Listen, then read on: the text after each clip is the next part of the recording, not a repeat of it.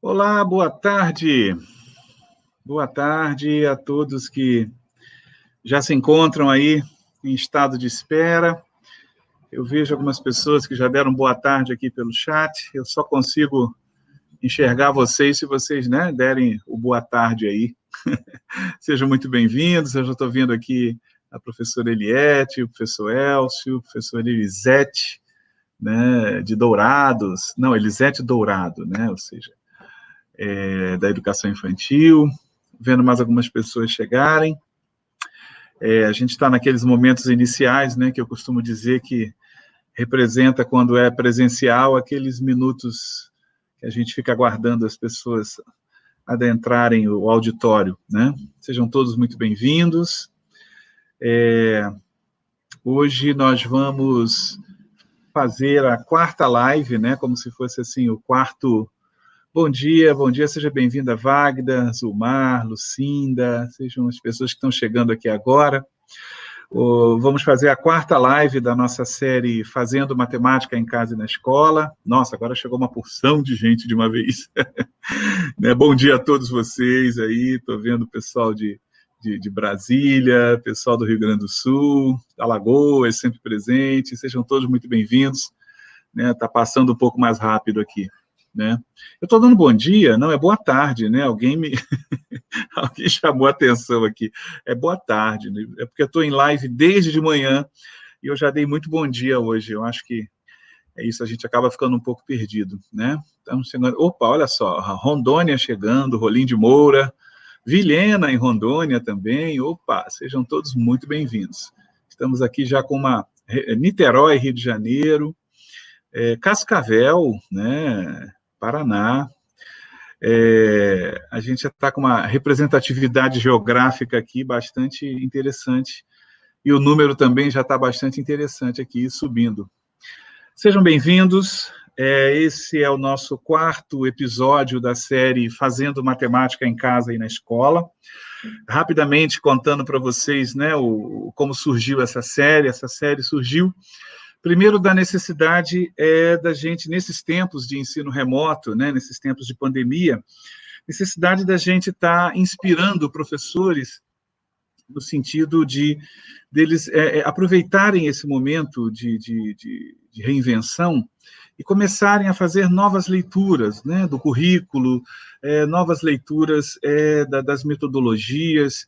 Então, em conversa com a Ana Ruth, ou seja, grande amiga, grande especialista em educação matemática, a gente teve essa ideia, Vamos falar um pouco sobre o ensino da matemática, mas não sobre aquele ensino da matemática tradicional, Sobre o ensino de uma matemática mais espontânea, sobre o ensino da matemática numa pegada de construção, desse conhecimento matemático, e a gente tem abordado, a gente já abordou nas 3 lives anteriores, temas que desaguam diretamente aí nessa prática docente.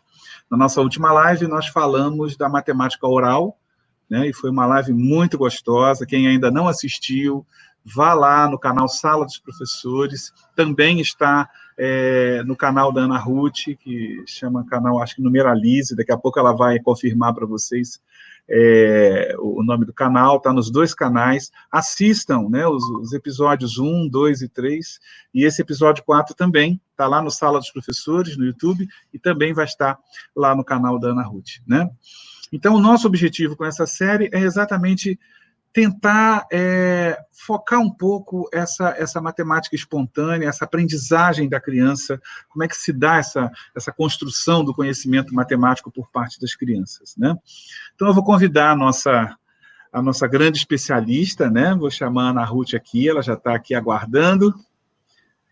Olá, Aninha, tudo bem? Tudo bom? Tudo ótimo. Então, como é que estão as expectativas aí para a nossa live de hoje? O que você está trazendo para a gente?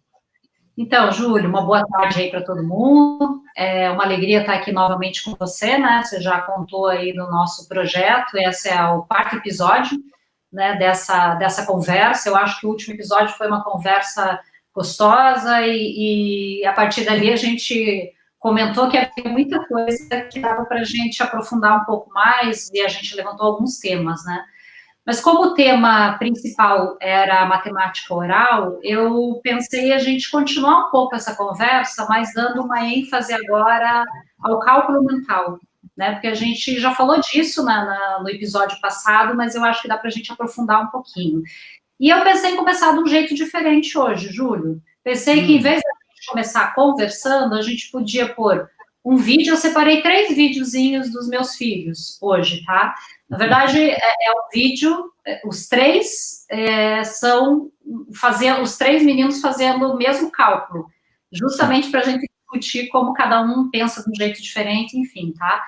Então, eu pensei da gente colocar o primeiro, e aí, a partir disso, a gente conversa um pouco, depois a gente vai passando para o segundo, e se as pessoas quiserem mandar questões, a gente vai interagindo aí com o público. O que você acha? Eu acho uma ótima ideia, e é bom você ter lembrado isso, né? Ou seja, a gente está com o nosso chat aberto, vocês podem interagir através dele, né? Eu vou colocando aqui algumas questões na tela, na medida em que elas forem chegando, para poder a gente fazer aí uma conversa bastante interativa. Então, o nosso tema hoje é cálculo mental. Deixa eu fazer esse registro aqui, né? Vamos colocar aqui para poder ficar bem claro, né?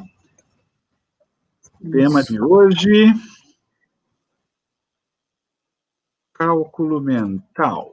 E eu acho que isso vai dar pano para manga, né? De bem mais de um tema, né? Você não acha, dá mais um episódio aí, porque tem muita coisa para a gente falar sobre isso. É isso aí. Então, nosso tema de hoje, cálculo mental. E pela sua sugestão, nós já vamos começar direto com os vídeos, né? Isso, do seu laboratório particular. Para quem não sabe, para quem está chegando aí de primeira, a Ana Ruth é mãe de trigêmeos, e ela faz os seus experimentos e os seus estudos à la Piaget, né, junto aos seus filhos. Tá bom? Então, podemos ir então, Aninha? Vamos lá. Então, vamos lá. Deixa eu tirar aqui para poder o vídeo ficar bem legal aqui. Pronto. Vamos lá. Sim. Começando pelo André, certo? Isso, esse é o André. Esse é o André. Então, diz para a gente de novo, você está propondo para ele uma situação-problema, não é isso? Na verdade, eu estou pedindo para ele fazer um cálculo, tá? Eu gravei esses videozinhos no ano passado, eles estavam com 8 anos. Um dia antes de eu viajar para fazer uma palestra em Gramado, que eu ia falar justamente sobre essa questão de como cada criança, quando você não ensina uma forma, uma única forma, cada criança desenvolve aquela que ele considera mais fácil. E eu queria mostrar como que numa sala de aula você pode ter uma diversidade muito grande de estratégias, porque aqui em casa, eu com 3 meninos, que são criados pela mesma mãe, pelo mesmo pai, no mesmo momento, né, porque tem a mesma idade, como eles já pensam de formas diferentes, e aí eu pedi para eles fazerem isso. Mas no fim, o material, você vai ver, vai dar para a gente fazer uma discussão muito além dessa questão da diferença de cada um na forma de pensar. Mas esse aí é o André, com 8 anos. Vamos lá, eu pergunto para ele, ele vai responder o cálculo, tá? Ok. Então, vamos lá? Vamos ver aí a experiência com o André. Tá sem som, Júlio? Não, tá com som, é porque tá baixinho mesmo, né? Peraí. Então, acho que vai aumentar.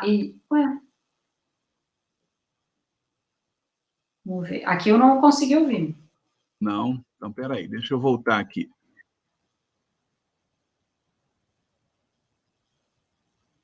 Ixi, tá sem som de novo.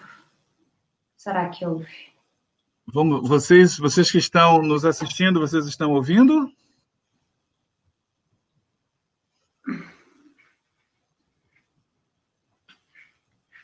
Não, peraí. Deixa eu tirar e colocar novamente. Deixa eu ver se é isso. Eu posso compartilhar, que eu estou com as telas abertas aqui também. Tenta você compartilhar daí, então. Vamos ver, vou tentar pelo YouTube o André, vamos ver. Isso. Só um pouquinho, eu tenho que ir aqui, né, compartilhar, peraí. Isso. Deixa eu parar de compartilhar aqui, então, para poder dar espaço para você. Compartilha daí. Isso. Tá, apareceu ou não? Apareceu. Aí eu tenho que colocar você no ar, não é isso? Isso, eu coloco tela inteira, é isso? Isso. Vai você daí, então. Ela inteira. Tá aparecendo, Júlio? Porque eu não tô vendo agora. Ficou branco. Eu acho que tem que ser da forma que estava mesmo. Tá, menor, então. Isso. Deu? Tá, então tá. Vamos ver se dá certo aqui agora.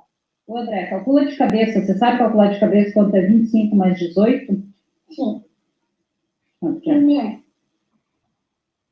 a gente tira 5 e fica 20. Aí mais 10 fica 30. Aí a gente passa 35 e mais 5, aí fica 40. Daí sobrou 3, aí fica 46. Então, onde que sobrou esse 3? Por que você pôs 5 e depois você pôs 3? É porque daí do 18. Tá bom, obrigada. Então, deu aí. Eu vi um pouquinho baixo, mas deu para ver. Deu para ouvir? Então, tá.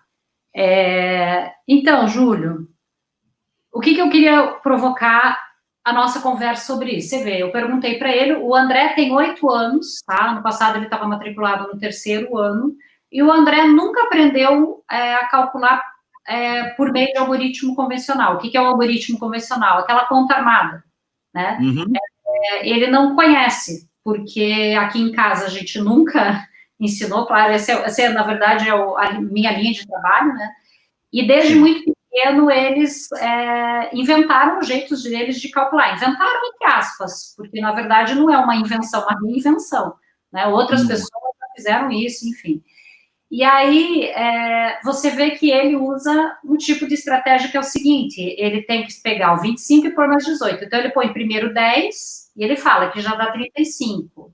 Aí eu ponho mais 5, que já dá 40. E depois eu ponho, ele fala que sobra 3. Tá? Da onde que sobra esse 3? Porque ele pensa que se ele tem que colocar 25, ele põe 10, fica 35, falta 8.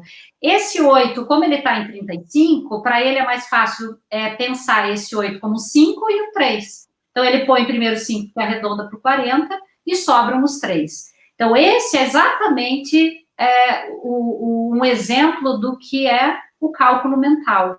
Porque, na verdade, eu acho que é uma noção muito equivocada na escola do que seja o cálculo mental. Você não tem essa sensação também, Júlio? Que, na verdade, assim, não sei como é que era na tua época, quando você estudava, vocês era incentivado esse tipo de cálculo? Como é que era?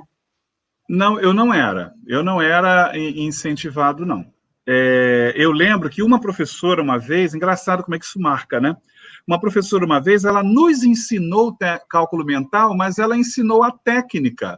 Né? Ela falou assim, olha, primeiro você some as centenas, depois some as dezenas, depois soma as unidades, acho que foi um negócio mais ou menos assim.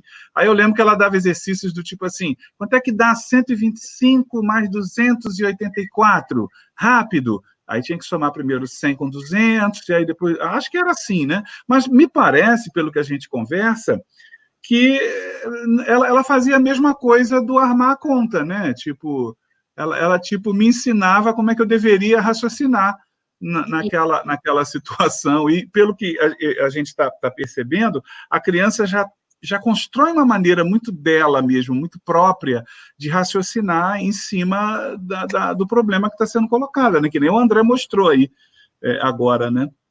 Isso, então, eu acho que aí, depois você põe essa pergunta de volta, Júlio, que eu achei ela bem importante, eu quero retomar, tá? Só eu não quero agora esse raciocínio aí. Então, veja, você levanta um aspecto muito importante, que é esse, minha professora ensinava o cálculo mental, só que ela já mostrava uma forma. De fato, a forma que ela te mostrou, que seria justamente de decompor o número, é a mesma forma que o André usou, né? Você parte da ideia que você decompõe o número, tá? E você começa pelas ordens mais elevadas, né? Como ele faz, porque na escola você aprende que você tem que fazer o quê? Você tem que ver os números em colunas, coluna das unidades, coluna das dezenas, certo? E que você vai começar pelas unidades, porque esse é o algoritmo. O algoritmo é aquele conjunto de passos, que se você aplicar sempre da mesma forma e na mesma ordem, você vai chegar a um resultado, certo? Então, o que acontece nessa perspectiva que você resgatou aí, lembrando da tua época de escola? O objetivo da professora era o resultado em si. O que ela queria? Ela queria te dar um instrumento que, aplicando corretamente, você chegasse a um resultado. Era diferente do algoritmo convencional, mas era algo dado por ela. E aí eu falo muito que isso tem a ver com o objetivo maior da educação, o objetivo maior das aulas de matemática. Então, os meninos estão aqui, vocês vão escutar de vez em quando o barulho, tá? Eu avisei que ia ter uma live. Peraí. Gustavo... Bom, avisei, mas vocês sabem, 3 meninos estão em casa e aí vai acontecer isso. Peço desculpa. Imagina. Então, o que acontece, Júlio? É realmente essa questão de objetivo maior. O que eu quero? Eu quero só dar para ele uma ferramenta para ele chegar no resultado, ou eu quero, por meio do cálculo, desenvolver algo a mais, dar a possibilidade da criança desenvolver a mais. Então, no meu caso, que tem uma referência muito forte em Piaget, eu falo que a grande questão é a gente pensar no desenvolvimento da autonomia do sujeito, tá? A gente sabe que para o Piaget, isso é a finalidade da educação é o desenvolvimento da autonomia, e ele fala que todo sujeito tem um desenvolvimento ideal, que pode, né, você chegar muito perto dele na idade adulta ou não. Então, o que acontece? Quando você não ensina uma forma, seja ela o algoritmo convencional ou não, você está dando oportunidade para a criança estabelecer relações que fazem mais sentido para ela. Porque pode ser que para o André seja mais fácil fazer desse jeito, mas para o outro vai ser mais fácil pensar de uma outra forma. Então, o que a gente pensa com cálculo mental? O cálculo mental realmente é esse tipo de cálculo que não recorre a um algoritmo pré-determinado, né, estabelecido, convencional, mas no qual o sujeito que faz o cálculo, a criança nesse caso, ela opera com os números da forma que é mais fácil ou mais lógica para ela, tá? Então, aquilo que a tua professora fez, de fato, é um cálculo mental e talvez seja melhor para a criança, porque elas têm mostrado para a gente que, espontaneamente, elas fariam do jeito que a tua professora te ensinou. Mas aí vem aquele status de repetir algo que me foi ensinado. Então, a gente quer mais do que isso, a gente quer que eles desenvolvam procedimentos que são deles. Entende? Eu acho que mais do que isso, eu lembro bem que até pouco tempo atrás eu considerava errado se as pessoas não seguissem exatamente aquela sequência que a professora... Né? Bom, eu posso começar a somar pelas unidades, por que não? Ou seja, eu vou ter que ter um outro tipo de raciocínio, mas eu posso começar por lá, eu posso somar primeiro, posso transformar, arredondar tudo para a próxima centena, depois eu posso, né, colocar para mais e subtrair o que exceder. Né? Tem várias formas. Bem legal. Eu imagino, né, que o Gustavo e o Rafael tenham feito raciocínios diferentes.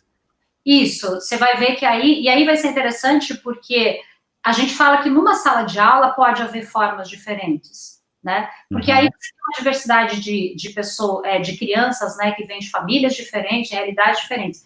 Então, se a gente pensar que os meus 3 aqui em casa já pensaram de formas diferentes, sendo que, né, vive uma situação muito parecida, né, pelas diferenças individuais de cada um, então imagina uma sala de aula.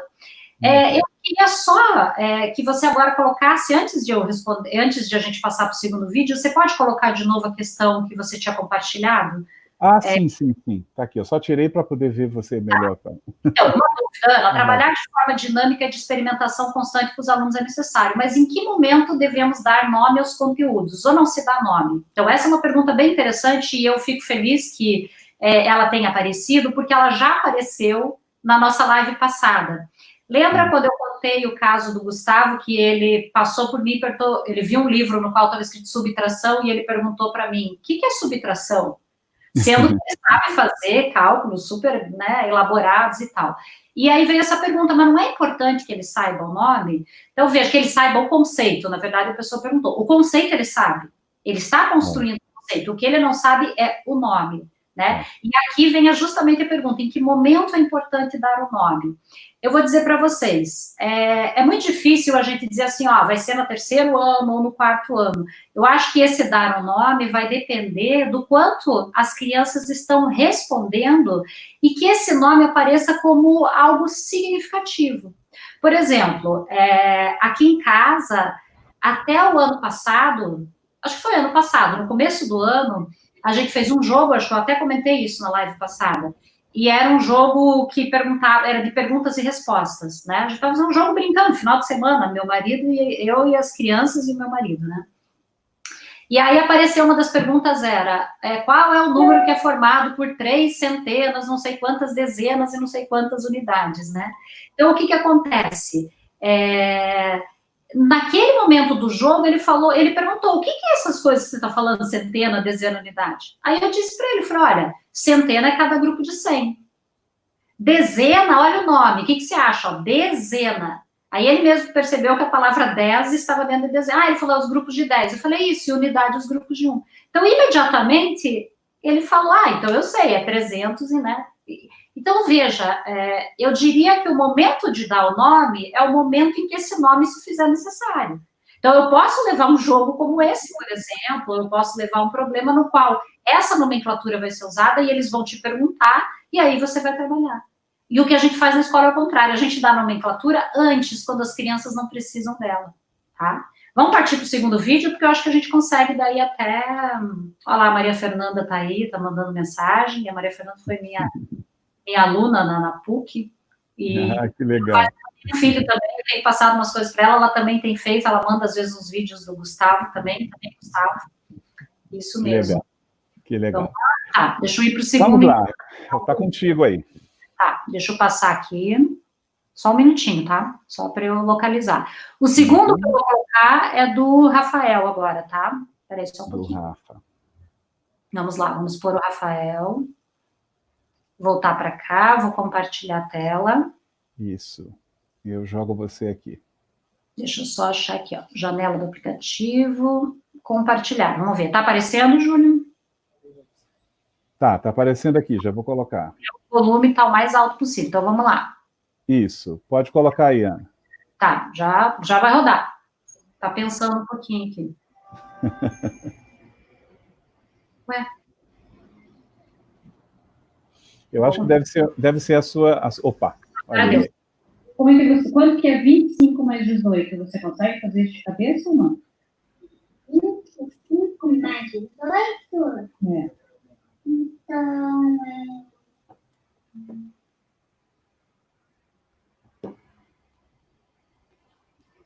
48. 48? Como é que você pensou isso? Por causa que eu vi 25. Mais 10, que seria mais 5, que daria dar 30. E mais 5 daria 35. Eu ia colocar o 8, que é 5 mais 3. Eu colocaria mais 5, que ia dar 40.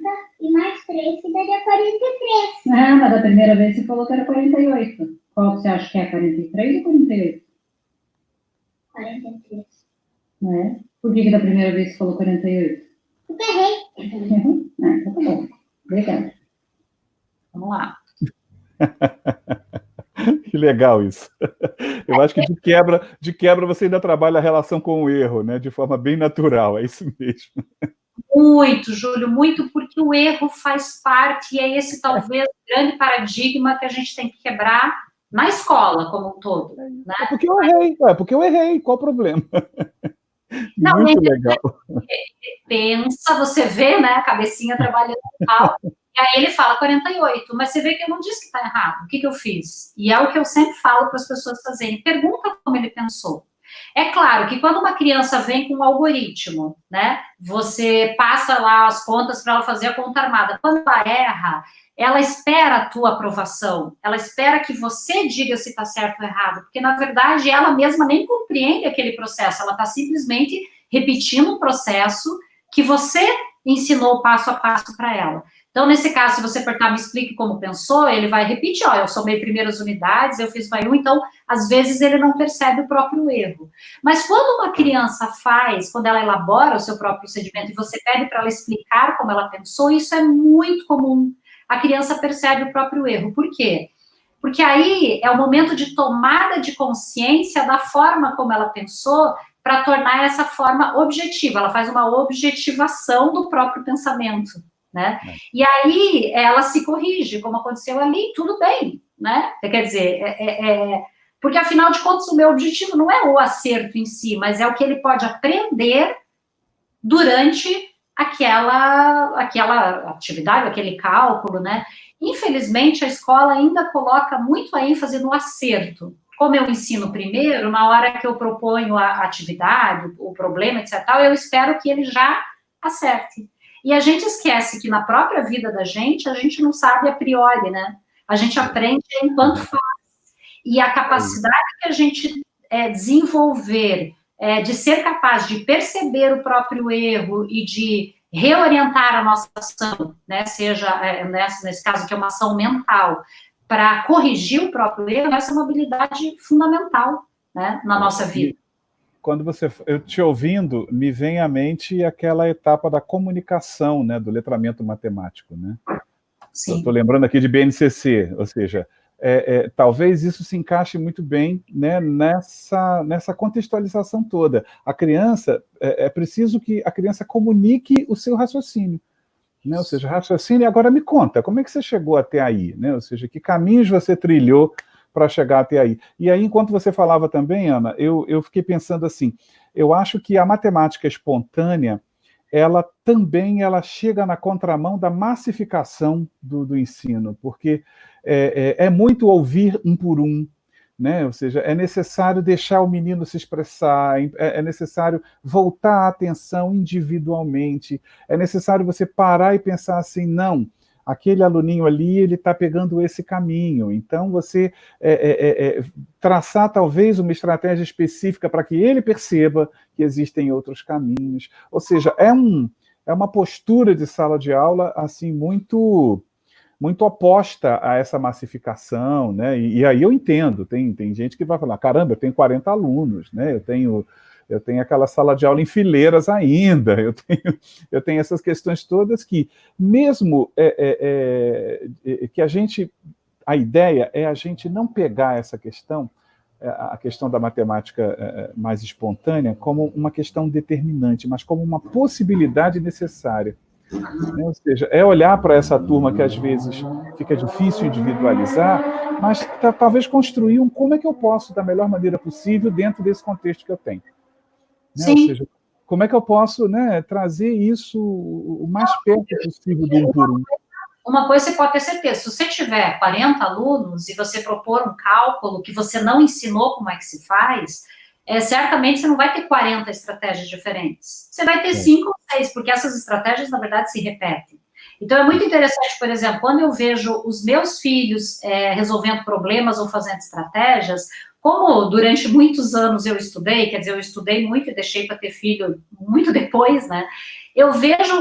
Quando eu vejo meus filhos pensando, eu digo, nossa, isso aqui a Adélia Lerner já falou lá no tal livro, isso aqui a Constance Camus mostrou, e aí você fica pensando como eles repetem um determinado tipo de estratégia, porque os pesquisadores já mostraram que quando você não ensina para uma criança como calcular, e ela vai desenvolver os seus procedimentos, existem alguns procedimentos que aparecem com mais frequência, porque talvez sejam mais lógicos para a criança, talvez porque ela se apoie na própria compreensão que ela tem do sistema de numeração decimal. Então, por exemplo, por que para uma criança é mais lógico quando você tem que somar 25 mais 18, começar pelo 20 e pelo 10? Porque quando ela fala o número, ela fala 25. E como a gente já conversou nas outras lives, quando essa criança compreende que 25 é 20 mais 5, ou que é 10 mais 10 mais 5, então como o Rafael deixou muito claro, ele falou, eu tenho que pôr o 8, que é a mesma coisa que 5 mais 3. Quer dizer, ele verbaliza, ele faz a mesma coisa que o André, mas ele deixa isso mais evidenciado na fala dele, que é a questão da comunicação. E isso é super importante, Júlio, porque olha só, quanta coisa que a gente sabe fazer, mas não sabe explicar. E quando você consegue explicar o que você fez, quando você consegue traduzir em palavras, você também está melhorando a tua própria forma de pensar. Lembra que a gente comentou isso sobre a escrita na outra live? Né? Você falou, a ideia tem que estar organizada na cabeça para eu escrever. Sem dúvida. Mas quando eu coloco no papel e eu escrevo, isso interage também com a minha forma e com a minha organização do pensamento. Eu sinto muito, eu tenho a ideia geral. Mas se eu sentar para escrever, quando eu terminei de escrever, se essa for uma escrita elaborada e tal, eu já mudei a minha concepção, porque eu aprendo mais sobre o meu conteúdo de escrita depois que eu escrevo sobre ele. Porque eu tenho que parar, que pensar, eu tenho que refletir. Então, é como se eu estivesse trabalhando aquilo no outro plano, que é o plano da linguagem, né? Da objetivação. Eu acho que a gente está sempre lidando com esse processo do vir a ser. Mas, para eu não perder, enquanto você falava agora, Ana, o que me bateu é o seguinte: a importância, corrija-me se eu estiver enganado, mas a importância de se trabalhar com as crianças atividades para que elas possam decompor números, né? E perceber, você falou em lives passadas aquela importância de como é que pode ser o 10, 5 mais 5, 7 mais 3, né? 3 mais 3 mais 4, e de que outra forma posso fazer o 10? Aí você falava e eu pensei assim, caramba, como é importante atividades de decomposição e recomposição de números, porque né, eu só faço assim, 25 mais 18, aí eu somo primeiro 20 mais 10, que dá 30, aí depois eu decomponho, né, o 8, para ficar com 2 5, 5 mais 5 dá 10, eu já tinha 30, então dá 40, sobrou quanto? Quando eu tirei o 5 do 8, sobrou 3, 40 mais 3, 43. Né? Ou seja, olha que importante a criança exercitar essa decomposição numérica, é isso mesmo? Isso. Sabe, Júlio, e não aquela decomposição numérica guiada pelo professor, que faz para o aluno repetir. Tá? 9 centenas, 8 dezenas, 4 unidades.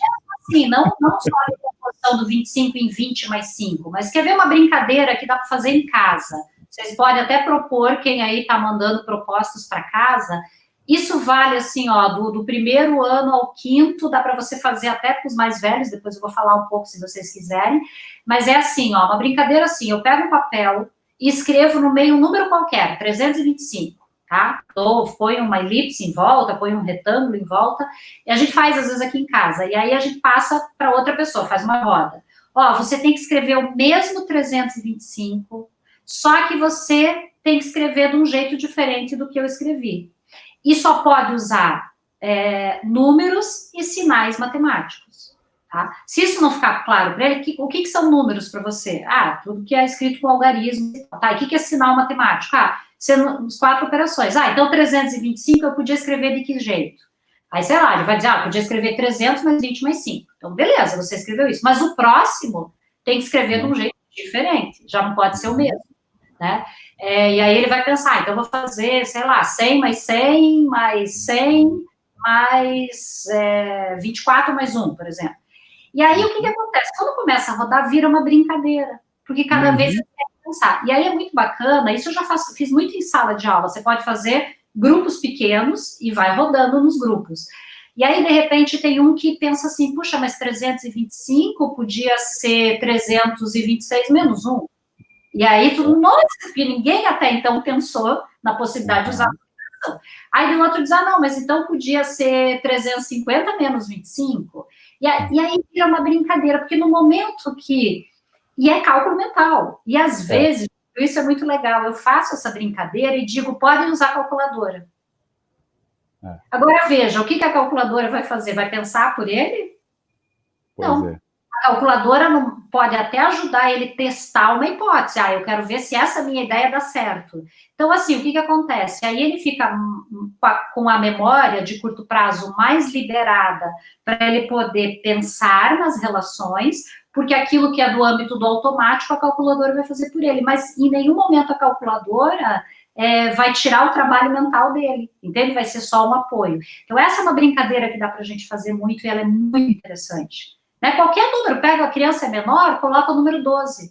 Porque o número 12, quando as crianças descobrem que são infinitas as possibilidades, né? Então, com os meus filhos, de repente, eles descobriram a multiplicação fazendo essa brincadeira.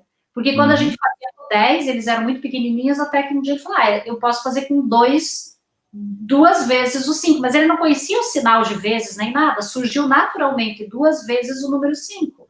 Ou eu posso fazer 5 mais 5, eu posso fazer 2 mais 2 mais 2, quantas vezes você vai ter que repetir o 2? Então, eles falaram, então, foi nessa brincadeira que é toda oral, que eles, inclusive, começaram a elaborar a ideia de adição, de subtração e da própria multiplicação. E mais tarde até aparece a própria ideia da divisão, porque daí não aparecia deles, mas eu dizia, se eu pegar o 20 e dividir no meio, quanto que vai dar? E aí eu mostrava para ele, se eu tivesse com papel, o registro, senão a gente ia fazendo, às vezes, no carro, quando estava viajando essa brincadeira. Então, é bem interessante mesmo. Nossa, bem legal isso. Olha só, tem uma questão aqui da Cláudia Gomes, eu vou colocar para você aí, Aninha. Muitas vezes a escola usa... Subterrânea, esse A que eu estou pensando é do Rio de Janeiro, aí, de Niterói. Acho que ela é de Niterói mesmo. Muitas vezes a escola usa o material dourado para aprender o algoritmo e não estimula o cálculo mental. Gostaria que você falasse sobre o uso desse material dourado. Isso dá uma live de um dia, né? Ela sabe, né, o que eu penso. Então, obrigada, Cláudia. Eu acho que essa questão aí é super importante. A gente já conversou muitas vezes. A Cláudia trabalha na Prefeitura de Duque de Caxias, quando eu fiz um trabalho, acho que foi em 2012. A gente acabou se conhecendo, ela trabalhava na secretaria, a gente ficou muito amiga. Então, Cláudia, eu acho que essa é uma questão importante, porque o que o material dourado é? O material dourado é uma representação das classes e das ordens, né? Então, você tem lá as unidades, as dezenas, etc. E ele é um material estruturado, ele está pronto. Então, eu usei muito o material dourado. Então, se vocês pegarem meus primeiros livros didáticos, de 95, acho que saiu meu primeiro livro didático, tem muito material dourado, porque na época eu achava que era, assim, um material super importante para a criança entender o conceito, o sistema de numeração.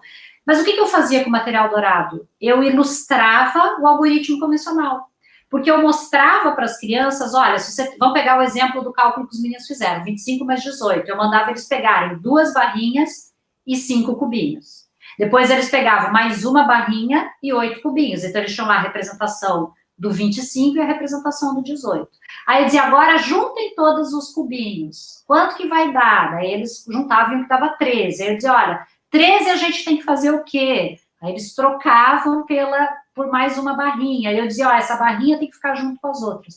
O que você faz? Você conduz o pensamento da criança com algo que supostamente ilustra, né, porque ilustra de alguma forma, e né, você diz, concretiza as ações, só que esse pensamento é todo guiado, não é o pensamento da criança, né? Então, o cálculo mental é diferente, porque você não está vendo, e cálculo você não vê mesmo, é a relação que você faz dentro da tua cabeça. Então, o cálculo mental é tão importante por isso. E aí eu acho que tem uma questão muito interessante, porque nos vídeos que eu estou mostrando, como o cálculo é simples, os meninos em nenhum momento precisam usar lápis e papel.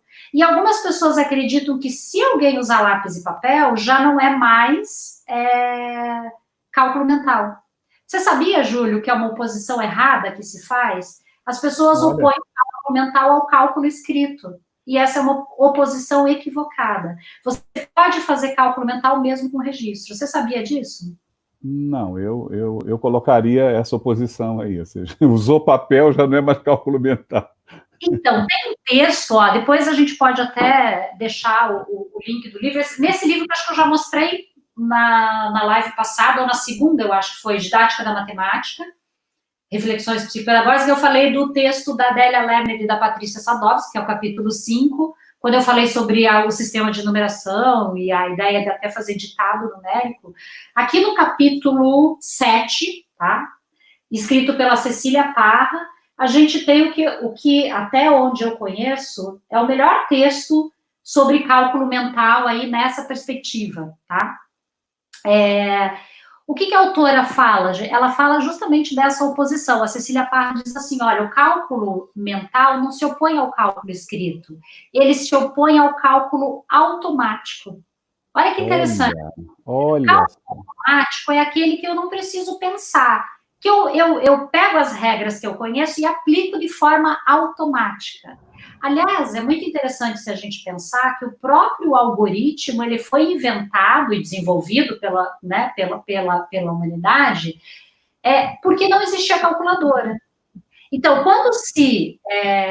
com a criação do nosso sistema de numeração decimal, a invenção do zero, tornou-se possível calcular usando o próprio sistema, porque anteriormente você tinha que calcular usando o ábaco, por exemplo, né? Porque o sistema romano, os outros sistemas maia, enfim, egípcio, eles não permitiam o cálculo com o próprio sistema, tá?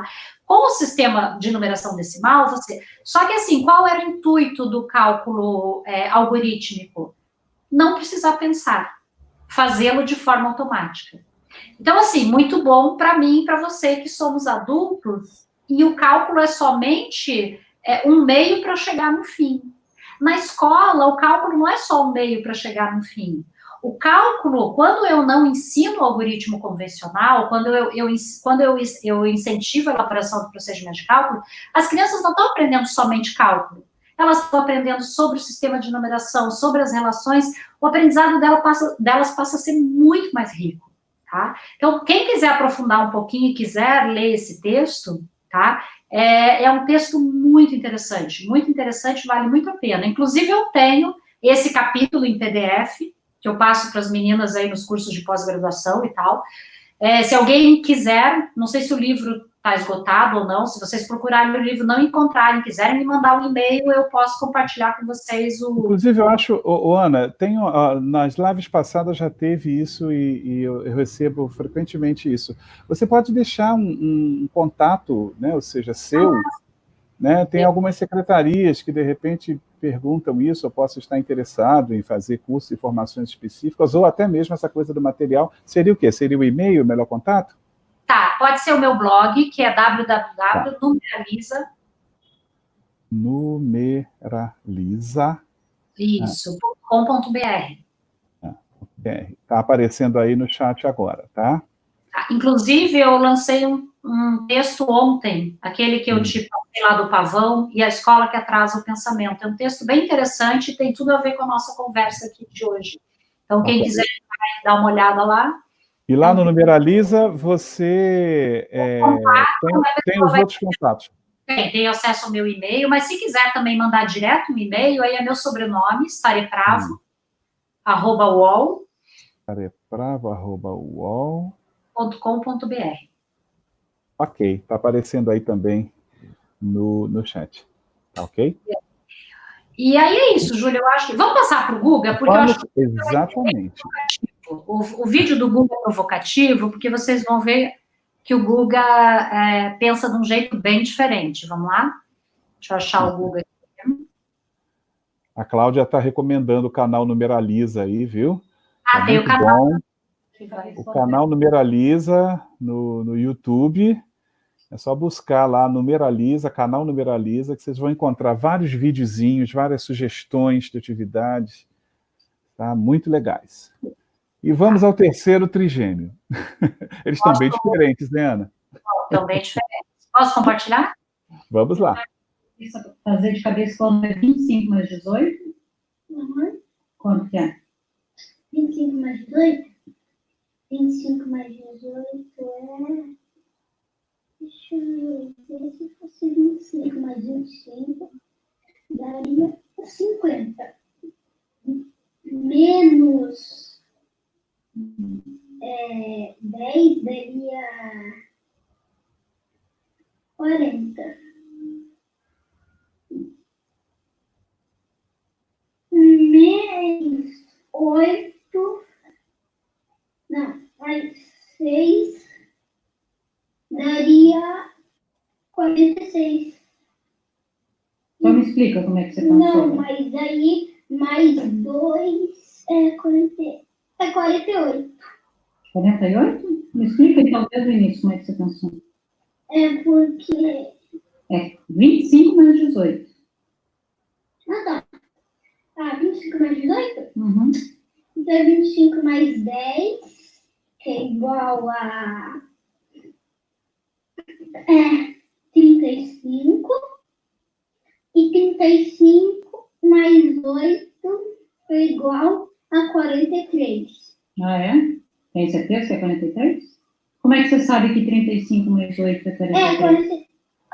35 mais 8. Como é que você pensou? Por causa que 20, como eu disse, 25 mais 10 é 35. Mais 8, que é do 18, dá 33. 33? Aham. 43. Tá bom. Obrigada. Tá, vamos lá. Outro caminho.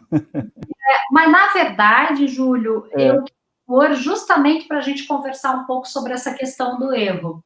É interessante, eu gosto legal. vídeo, porque qual era a minha intenção? Eu queria que eles mostrassem. Normalmente, o Guga não faz assim, o Guga faz, até no texto que eu compartilhei lá do Pavão, no meu blog, vocês vão ver que eu perguntei esse mesmo cálculo agora, na quarentena, um dia, e esse cálculo daí vocês devem optar, por que 125 mais 18? Como eu usava em palestra esse exemplo, e eu estava tendo uma conversa com eles à noite na cama, e foi o primeiro cálculo que me veio na cabeça. Eu nem lembrava que no ano passado eu até tinha gravado esses vídeos com esse mesmo cálculo. Mas o interessante é que o Guga faz assim, 25 mais 20, eu já sei que dá 45, eu tiro 2. Naquele dia, você vê que ele fez 25 mais 25. O Guga parece que sempre vai pelo caminho que a gente olha e diz, credo, esse guri tá indo por um caminho muito mais complicado, não era muito mais fácil armar a conta. E aí a grande questão não é se é mais fácil ou mais difícil. A questão é, se vocês olharem tudo que ele pensou enquanto ele estava fazendo o cálculo, que se ele tivesse armado a conta, ele me dava o resultado, mas ele não teria pensado muita coisa, porque ele teria feito de forma automática. Então, assim, primeiro ele pensa em pôr 25, daí 25 mais 25 dá 50. Tá? Eu não quis interferir, porque se eu interferisse, como eu faço normalmente quando eu estou no papel de professora, né, que aí você vai fazer a mediação, eu perguntaria para ele, tá, mas 25 mais 25 deu 50, mas eu apertei 25 mais 18, você acha que vai dar mais que 50 ou menos que 50? Então, normalmente a criança aí vai dizer, vai dar menos, por quê? Porque eu pus mais 25, mas era para pôr só 18. Provavelmente ele perceberia que ele poderia pôr mais 20, e não mais 25, porque o 20 está mais perto do 18, né? Quando ele põe 25, ele sabe que tem que tirar a diferença. Mas essa diferença, que é de 7, né? Porque 25 tem 7 a mais do que o 18. Ele tira 10 e ele sabe que ele tem que devolver um pouco depois, mas aí ele se perde nesse momento. E tudo bem, porque quando eu pergunto para ele, peço para ele me explicar, aí ele muda o raciocínio dele, entende? Então, isso é muito interessante, a criança poder verbalizar. Claro, você vai dizer, mas se eu tenho uma turma de 40, como é que eu vou fazer isso com cada um? Não. Uma das coisas que a gente costuma fazer é assim, primeiro você cria uma solução, você faz a tua solução do jeito que você é. A gente vai socializar com todos, mas antes de socializar com todos, eu socializo com um colega meu. Então, quando eu mostro para ele, eu já tenho que explicar para ele como eu pensei, até porque às vezes o resultado deu diferente e os dois têm que um mostrar para o outro, como se fosse assim, eu tenho que provar para o meu colega que o meu resultado está certo. E essa discussão entre os pares é muito interessante, porque a relação deles é um pouco diferente da que eles têm com o professor. Se eu, na qualidade de professora, olho para o meu aluno e digo assim, não entendi o que você falou, a tendência dele é já achar que está errado, porque você é professor. Ou se você disser assim, eu acho que está errado, ele imediatamente aceita que está errado porque você é professor. Já com o colega, a relação é de um outro tipo, entende? Então, ele não aceita a argumentação do outro, a não ser que ele esteja de fato convencido, porque o outro não tem uma posição de autoridade sobre ele. E isso é fantástico, porque as crianças aprendem a desenvolver argumentos, a explicar, a se explicitar. Pensa o quanto eu desenvolvo da linguagem e do pensamento no momento que eu tenho que me fazer claro para o outro, que eu tenho que explicar para o outro como eu pensei. Agora, claro, se ainda não chegar, no momento que a gente for discutir, não vai ter 40, 30, vamos pegar 30 alunos numa sala, não vai ter 30 estratégias diferentes, vão ter 3, 4. Às vezes eu ponho a estratégia de uma criança no quadro e pergunto para os outros, quem gostaria de explicar como é que o colega pensou? Então, não é nem a própria criança que explica, mas é alguém que vê a estratégia dele e tenta interpretar como ele pensou, explicar, porque aí nós estamos trabalhando muito com essa troca de pontos de vista. Isso, para o raciocínio lógico-matemático, é fundamental. Eu me descentrar do meu próprio pensamento, do meu próprio ponto de vista, para pensar sobre o ponto de vista do outro. Isso é fantástico. E as aulas de matemática pouco promovem isso. Não, isso é um fundamento da aprendizagem colaborativa, né, Ana? Sim. É aprendizagem colaborativa o tempo todo, ou seja, não é você está certo, você está errado, vamos ver como é que o outro construiu, acrescentou alguma coisa para você, não é isso? O que você descobriu com a fala do outro, conhecendo o caminho do outro, isso é sensacional, né? E aí... Não, pode falar. Não, eu ia só citar que é o comentário que a Aline fez aí, né? Que Tá, que a dificuldade dela Isso. Desmecanizar os alunos. Querida, eu acho que essa tua preocupação é super legítima. Eu vivenciei muito isso, quero te contar uma experiência. Eu comecei a trabalhar em 91, 93 eu tive minha primeira turma, sou de antiga, de uma primeira série. E aí em 96, então de 93, 94, 95 até 96, eu trabalhava da forma como eu tinha aprendido na escola. Né? Eu repetia, eu reproduzia. Para mim, ensinar matemática era isso. Coloca a unidade embaixo da área, ensina a primeira adição, depois a subtração. Depois... Então, eu não tinha esse trabalho que eu tenho hoje. Eu tinha o que todo mundo tem, que é aquilo. A gente sai da faculdade, tem bastante teoria, mas na hora de ensinar algum conteúdo, a gente repete o que nossos professores fizeram com a gente. Exatamente. Eu tive a oportunidade de trabalhar numa escola em Curitiba, onde eu tive uma coordenadora maravilhosa que me apresentou para uma autora chamada Constance Camille, que eu ainda não conhecia. E a Constance Camille, que foi colaboradora do Piaget, trabalha atualmente nos Estados Unidos, agora ela está até aposentada, mas desenvolveu muitos anos atividade nos Estados Unidos. Ela era radicalmente contra o ensino dos algoritmos. Ela dizia assim, não, ensinar os algoritmos convencionais para as crianças prejudica o desenvolvimento do raciocínio lógico-matemático. Ela questionava o uso do material dourado, e aí aquilo me desestruturou por completo, porque tudo que eu fazia, a Camille dizia que era ruim para o desenvolvimento. E aí o que eu fiz? Eu comecei a ficar curiosa, eu disse, não é possível, essa mulher deve ter algum argumento para explicar. E à medida que eu fui lendo e entendendo, eu percebi que realmente fazia sentido o que ela dizia. Se dava certo ou não, eu não sabia. Na época, eu tinha uma terceira série, 1997. O que eu fiz?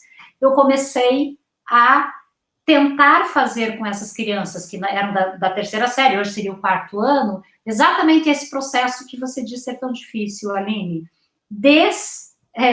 Algoritmizar ou tirar esse procedimento mecânico. Na verdade, eu comecei a trazer uma abordagem mais lúdica. E é assim, naquela época, eu sei que ainda em algumas escolas é assim, a gente tinha um momento certo para trabalhar cada operação. Então, na terceira série, naquela época, a gente introduzia a multiplicação por 2 algarismos, certo? Que é aquela multiplicação que tem 2 algarismos no multiplicador e pode ter 2 ou mais no multiplicando. O que eu fiz? Eu falei, não, eu não vou ensinar como é que se faz isso. Eu vou trazer como uma proposta de problema. Então, a primeira coisa que eu fiz foi o seguinte, eu peguei uma multiplicação comum, vamos supor, 7 vezes 49. E eu pus no quadro um dia, eu cheguei e falei, olha, gente, hoje nós vamos trabalhar com essa conta.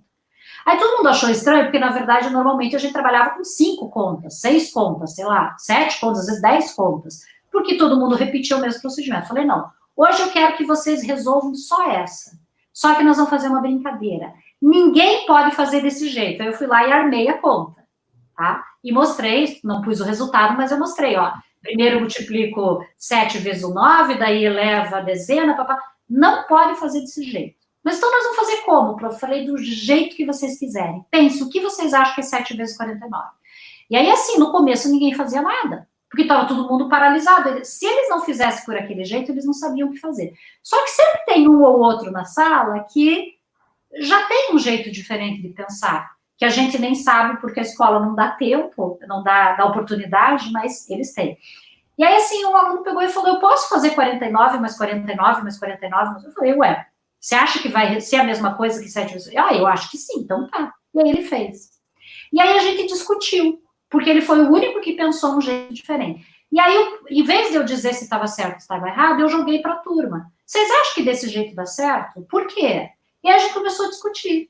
Aí, nisso, no meio da discussão, o aluno falou assim, mas e se ele fizesse, em vez de 49 mais 49, ele fizesse 7,50?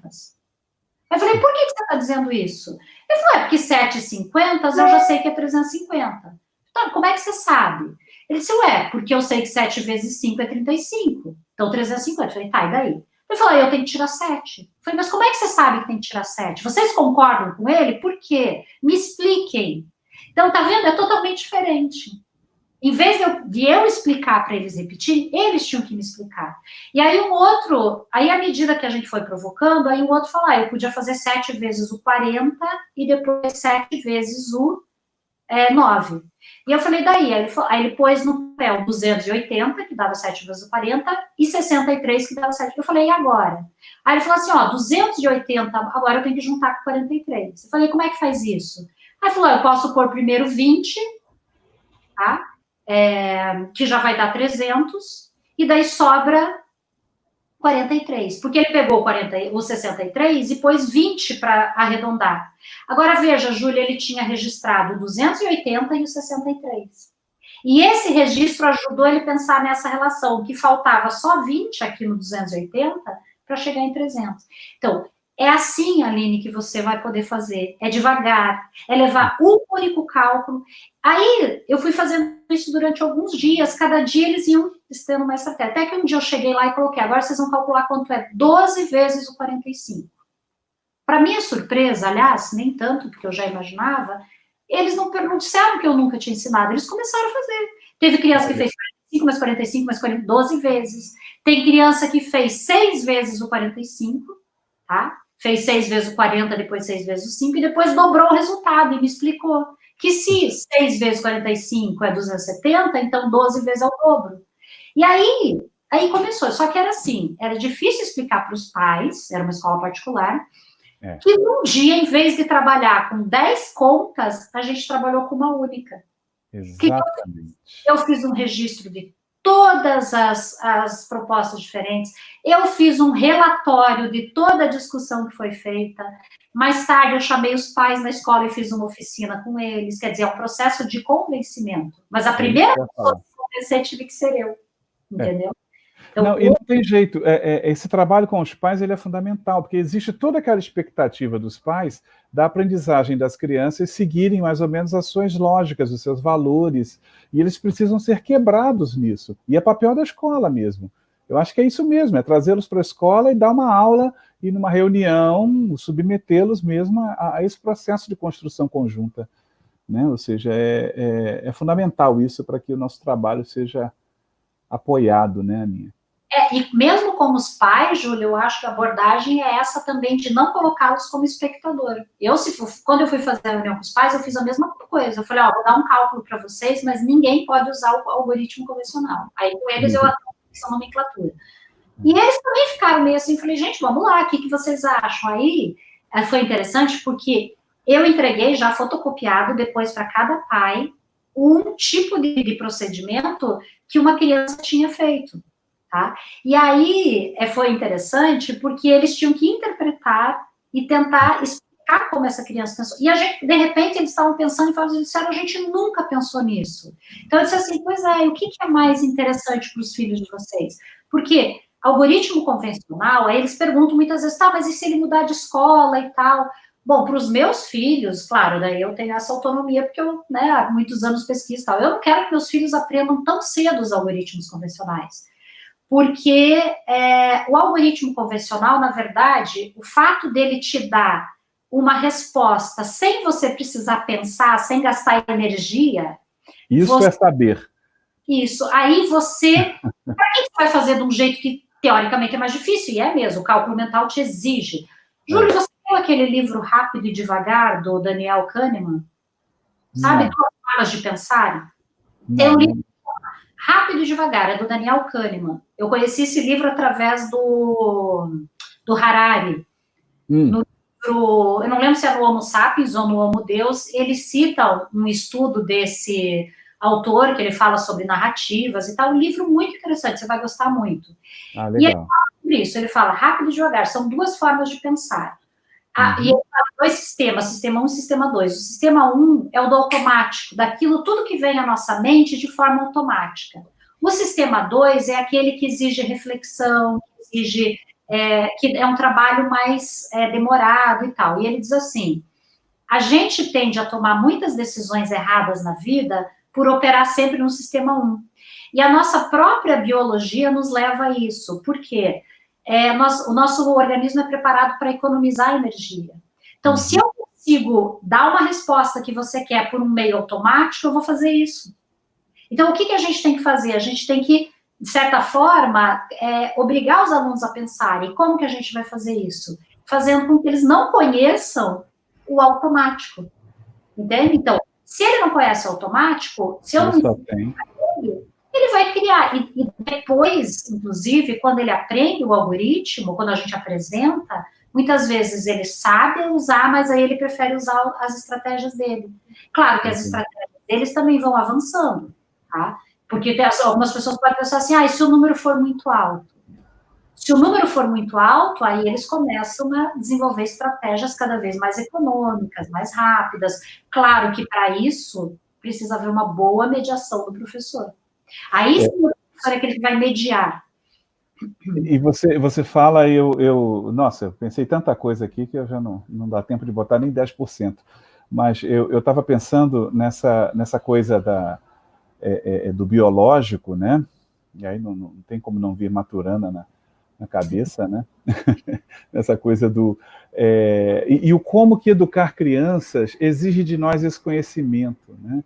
E aí, nossa, eu viajei de montão. Eu tenho filhos de amigos que adoram salada, brócolis, etc. E conversando com os pais falaram, não, eu nunca dei sorvete, né? Ou seja, eu não e tal. Não, mas peraí e tal. Aí uma delas, que inclusive é nutricionista, estava me explicando certa vez, né? Ela falou assim, olha, o próprio organismo, ele vai conquistando, né? Ele vai construindo esse gosto pelas saladas, e depois depois de 7 anos, de 5 anos, uma coisa dessa, ele vai poder conhecer o sorvete, mas aí a estrutura dele já vai estar pronta, ele não vai absorver o sorvete como a melhor coisa do mundo. E tu sabe que com o filho dela aconteceu exatamente isso. Ele não gosta de sorvete, né? Ou seja, aos nossos olhares, né, uma coisa meio louca. Como não gostar de sorvete? Mas é porque ele construiu o gosto, né, por uma alimentação mais natural, por frutas, por verduras e tal. E aí você falando desse caminho aí do organismo humano sempre perseguir o caminho mais fácil, né? Ou seja, isso tem a ver um pouquinho, né, quando a gente fala em evolução biológica, isso tem a ver um pouquinho com guardar energia, né? A gente herda isso lá da pré-história, né? Ou seja, tem que guardar energia, porque, né, posso precisar de energia amanhã, então gasto o mínimo possível hoje. Como é que a gente ainda está moldado, né, nessa questão? E como é que ensinar matemática passa por isso, né? Como é que ser professor, das 1.200 coisas que eu pensei enquanto você falava, né, como é que ser professor passa por conhecer isso, e como que a nossa formação não nos permite isso. Eu fui conhecer isso em pós-graduação, em mestrado, em doutorado, né, enquanto isso é fundamental ser apresentado na graduação, é fundamental ser formado, né, para que a gente entenda. O algoritmo é importante, os modelos são importantes, mas a formação e a construção humana é muito mais potente do que isso, né? E essa escola que respeita essa formação natural, para que uma matemática natural, vamos chamar assim, aconteça, infelizmente ainda está bastante distante. Eu acho que esses nossos encontros são muito bacanas, viu? Não apenas para quem ouve, né, mas para mim, principalmente, eu devo dizer que aprendo, reflito, eu acho uma coisa muito, muito legal. Aninha, a gente está com 1 hora e quase 5 minutos de live. Batemos o recorde da... O pessoal está cansado, vamos deixar o resto para a próxima. Pois é, daqui a pouco a gente bate 2 horas de live aqui. E eu queria te agradecer mais uma vez, né? Ou seja, por essa parceria, por você ter topado, né, essa ideia que eu acho que está sendo plantada e é uma ideia coletiva, a todos aqueles que têm nos acompanhado. Repetir para todos, né, que os episódios número 1, número 2 e número 3 encontram-se tanto lá no canal Sala dos Professores, do YouTube, quanto no canal Numeraliza, esse que está passando aí embaixo, para que vocês não esqueçam, né? E é legal ver os outros episódios, né? Ou seja, um vai se ligando no outro. Uma pessoa passou aqui agora, mas colocou assim, nossa, que bacana, estou achando muito legal, estou aprendendo muito, juntando todos os episódios, dá quase que um curso de formação de professores em educação matemática, mas eu acho que com certeza, daqui a pouquinho estaremos no episódio 10, 15, 20, e a nossa ideia é essa mesmo, né? A nossa ideia é que o link corra, né? Divulguem, encaminhem para colegas que trabalham em outras escolas, para pessoas que não puderam assistir, né? A ideia é essa mesmo, é fazer as pessoas pararem por uma horinha para pensar no ensino e na aprendizagem da matemática, né? É esse o nosso objetivo final, tá bom? Aninha? Posso falar uma propagandinha só de uma coisa, Júlio? Não? Várias. Quem quiser entrar no meu canal, esse que está passando aí é o blog, tá? Mas sim. O seu canal chama... que também chama Numeraliza, é o mesmo nome, mas é o canal do YouTube, tá? Onde tem também as nossas lives. Tem um vídeo que acho que tem 16 ou 17 minutos, tá? Que chama Algoritmos, acho que é o segundo vídeo que foi postado, no ano passado. Ele chama, eu não tenho certeza agora, é sobre algoritmos convencionais. E ali eu vou falar bem, em 15 minutos, talvez uma síntese, só que lá eu uso alguns exemplos, a definição de algoritmo, e eu mostro algumas cenas de crianças calculando. Eu acho que seria um bom fechamento para quem quiser aprofundar um pouquinho mais essa questão, porque lá a gente vai discorrer bem sobre os efeitos nocivos do ensino dos algoritmos convencionais, e mostra crianças calculando, que daí não são meus filhos, tem o Gustavo aparece, mas aí eu acho que o André, mas aí tem outras crianças da escola onde meus filhos estudam, que é a Escola dos Sonhos. Eu acho que vai ser bem interessante para fechar isso. Se não quiser entrar lá, entra, se inscreve, porque eu estou querendo realmente, o Júlio já me fala isso há muito tempo, e eu estou querendo agora fazer mais coisa aí para o canal. Eu acho que vai ser uma boa forma da gente manter essa conversa, tá? Quem quiser entrar lá, entra. E a gente está querendo no próximo episódio fazer uma transmissão simultânea, né, Júlio? Isso, no próximo a gente já vai ser transmitido tanto pelo Numeraliza quanto pelo Sala dos Professores. Com certeza conseguiremos isso. Então tá bom, Júlio, muito obrigada por mais essa oportunidade, a conversa foi muito boa e vamos aí daqui uns 15 dias fazer a nossa próxima. Acho que vamos continuar nesse tema aí, quem sabe a gente fala um pouco sobre a calculadora para ajudar a desenvolver o cálculo mental, ó, bem provocativo. Não, depois de hoje eu aprender que usar papel e caneta não é se opor ao cálculo mental, com certeza eu vou refletir muito sobre isso. Talvez no próximo você possa aprofundar um pouquinho nisso também, né? Ficou só dito. Fiquei muito curioso. Como usar papel e lápis e continuar no cálculo mental. Gente, um abraço, um beijo no coração de todos. Cuidem-se, né? E muito em breve estaremos aí com o episódio número 5. Tchau, Aninha. Foi muito bom. Obrigada, tchau para todo mundo aí.